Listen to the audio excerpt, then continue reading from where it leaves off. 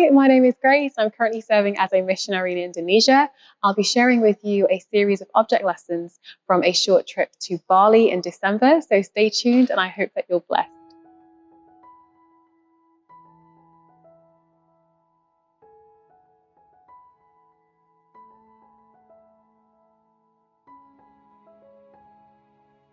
So I was in Bali for 10 days, but I had activities planned for just 5 of those days. So it's the first day of my excursions and I get into the car with my driver for the day.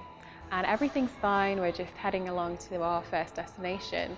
And he turns to me and he asks if he can smoke. And I'm thinking, oh, I'm so glad he's asked because I hate smoking. So I turn to him and I make it clear that unfortunately, no, please don't do that. And he says, okay, and I feel like the message is understood. But no sooner have I said no, that he decides that he's just going to smoke anyway.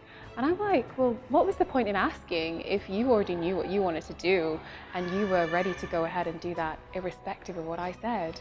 And that reminds me of a passage in Isaiah 30 verse 10 where the Israelites have pretty much decided what they want to do. So what God has to say is irrelevant.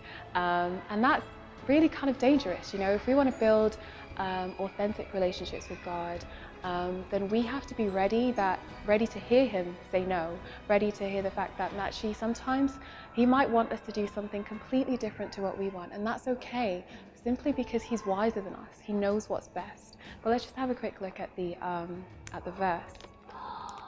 So it says, and this is God speaking of the Israelites, who say to the seers, do not see, and to the prophets, do not prophesy to us right things. Speak to us smooth things, prophesy deceits. And I think in the Amplified version it says, prophesy to us pleasant things, things that we will enjoy.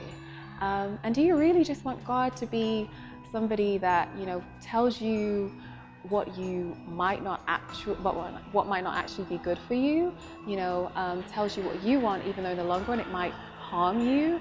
God isn't like that, you know. We have to come to that conversation ready to hear what he wants, not invested in a particular idea or a particular outcome that we're ready to disobey God, because it shouldn't be the case that we want him to bless our plans, whether or not they're good for us, but that we're ready to hear what he wants for us, knowing that whatever he wants for us is best.